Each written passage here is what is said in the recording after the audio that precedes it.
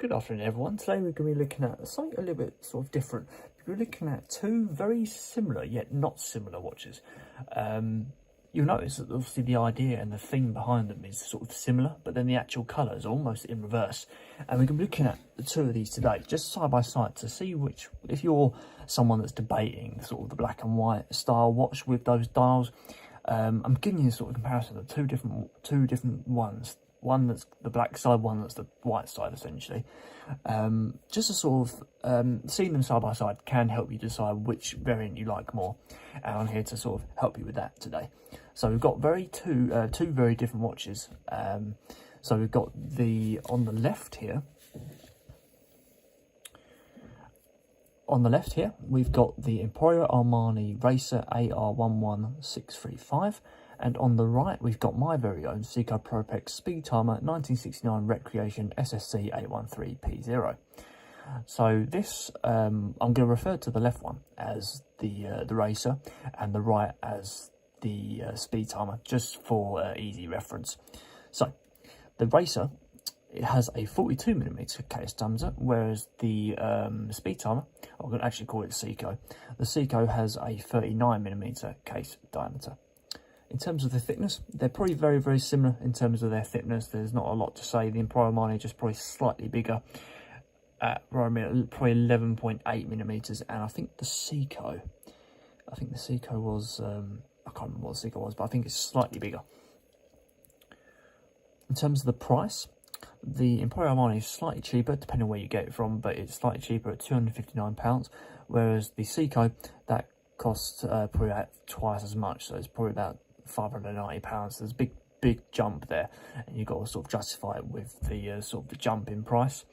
In terms of the weight of the Armani watch is 160 grams, whereas the weight of the Seiko is probably around about similar sort of weights. There's not a lot to tell. If you held them in your hands, the Seiko would weigh more, just because of how it feels from the casing. And you will notice that the Seiko by default comes on the stainless steel straps. You've got to take that into consideration, or you've got to pay the extra sort of £5–10 to buy yourself a white strap or a black strap, whatever you want to have on it.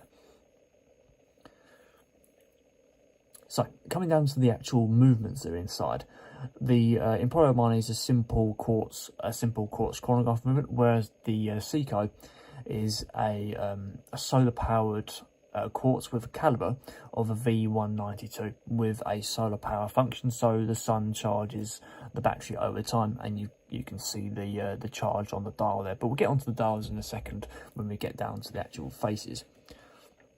I'll move on to the faces now, actually, so we'll be with that in a second. So looking at obviously the faces in general, you will notice obviously from the Armani that it's obviously a bigger watch just from the specs itself. It's 3mm in difference.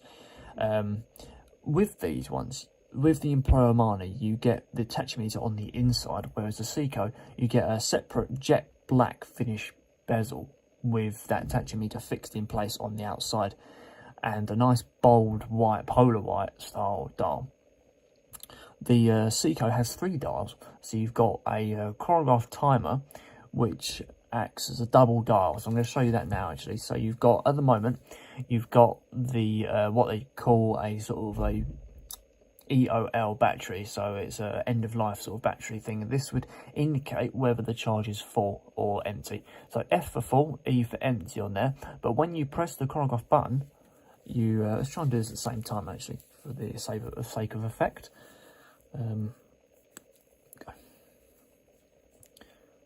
Now that actual click that you heard, that came from the Emporio Armani. The Seiko is dead silent when you push that in. The Seiko ticks along, whereas the Emporio Armani ticks along, whereas the Seiko just sweeps along, as you can see there. You can see there's 2 separate movements. And you notice that that dial that had the F and the E on for the Seiko, that has now reset to the 60. So this chronograph works for up to an hour, very the same as the Emporio Armani. You also get 24-hour readouts on the watches as well, so they're both on the right-hand side sub-dial, but the only difference is that obviously they're different shape and different colour. There's a sunray dial on the sub-dials for the Seiko, and a sort of cream effect to match the first outer ring next to that first dial there. So let's have a look at the reset.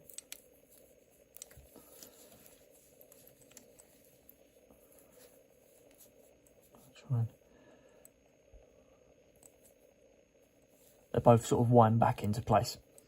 Very similar sort of function. I think the Seiko is a bit more flash in terms of you see it wind back, but yeah, it's entirely what you want to go for. They both have date dial. The Emporio Armani's one takes the place of that Chronograph one, probably because, yeah, that takes the place of that other one. Because they put the date dial down there. Whereas the date dial for this, between the 4 and 5, I quite like how the Seiko's set up. Get a little bit more for your money, but then you should really, shouldn't you, for the price. Now let's talk about the specs a little bit more. So the Emporio Armani is waterproof to just 50 meters, whereas the Seiko is waterproof to 100 meters. You get curved sapphire glass with this one, whereas with the Emporio Armani, I think it's mineral glass. It could be sapphire, but always assume it's mineral glass. I think it's mineral glass, because that's what happened when I looked it up. Yeah, so that's a little bit sort of about the those sort of main functions. I'm not going to fiddle with the actual crown on this because it's set, the time's set for me. We'll have a look at the crown for this actually. A nice firm pull out function to this, but the actual Seiko does feel better. It feels a better format. You don't get any sort of tinny effect when you pull that out. You might have heard that again. So if I do that again,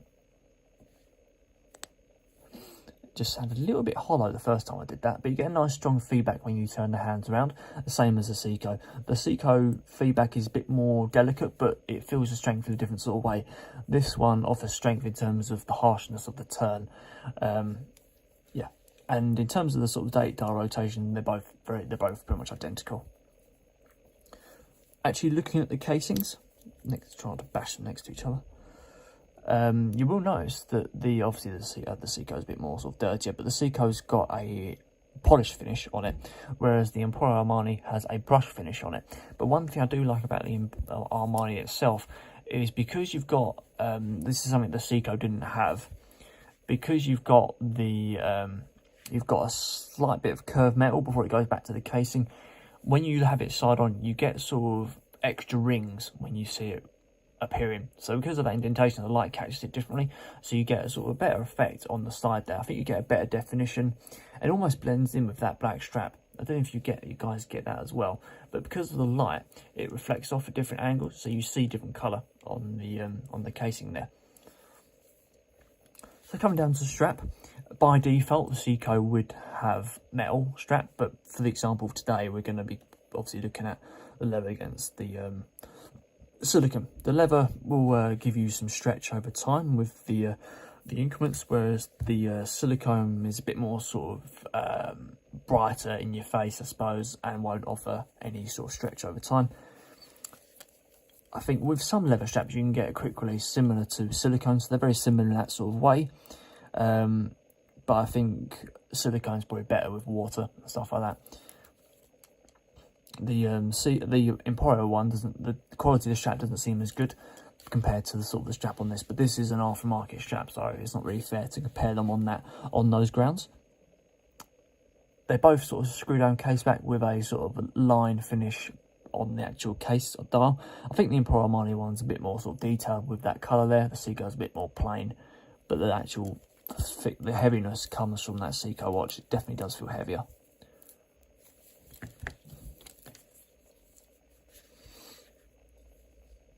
So there you go, guys. That is the sort of a comparison of the Emporio Armani Racer versus the Seiko Propex Speedtimer 1969 Recreation. I hope you enjoyed that, and I'll see you on the next video.